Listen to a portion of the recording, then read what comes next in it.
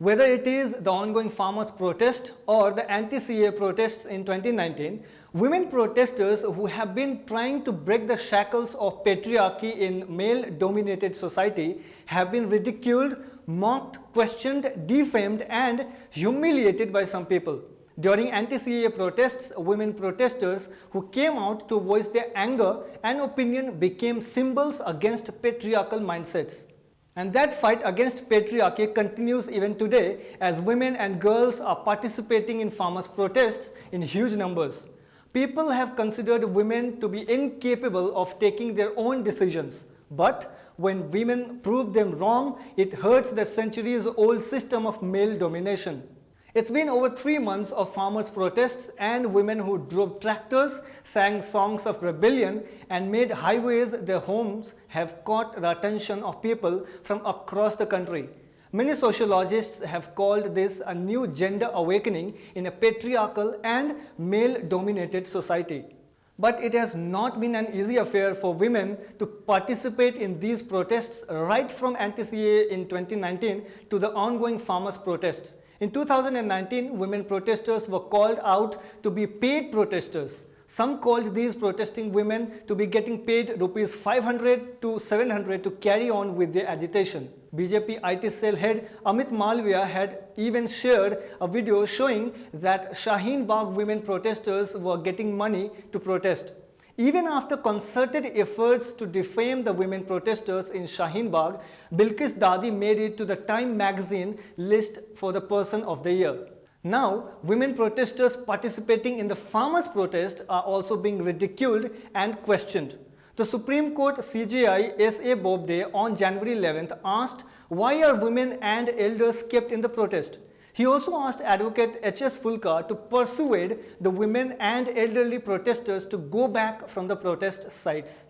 Samyukt Kisan Morcha has condemned and criticized the statement, saying that this movement is also a movement of women and it is shameful that women's agency is being questioned.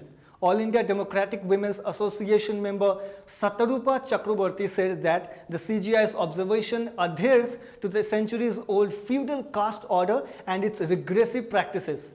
Commentators like her have said that it is appalling to see such statements emerging in the Supreme Court from none other than Chief Justice of India. Why are women protesters ridiculed and discouraged? Srivatsa YB, a member of Indian Youth Congress, called the proceedings a blot on our judiciary. He said, discouraging women from making themselves heard is a hallmark of patriarchal society at odds with the massive progress women have made in the last 2 centuries.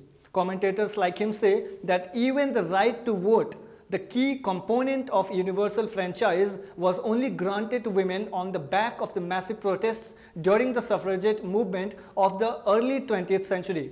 For years, there have been countless examples of women who have stood for their rights and changed the course of history by protesting and agitating. From Rosa Parks to Rani Lakshmibai, women have taken different methods of expressing dissent. Back then, some called Rani Lakshmibai as Mardani. Why is it that she was called Mardani? Is it not undermining the position and strength of women? Why are we not comfortable with women protesting or expressing dissent?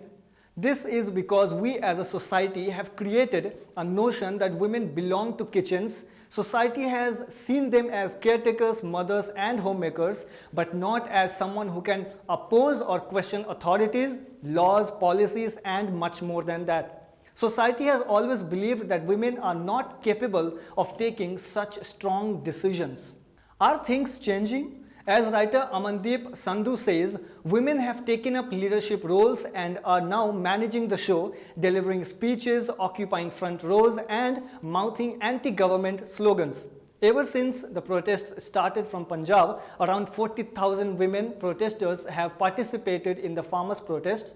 Many of the women who are part of the protest were often ridiculed in their villages for participating in any public event, and now they are leading the protest, which is a huge change and a hope to break the dominance of Indian men in these protests.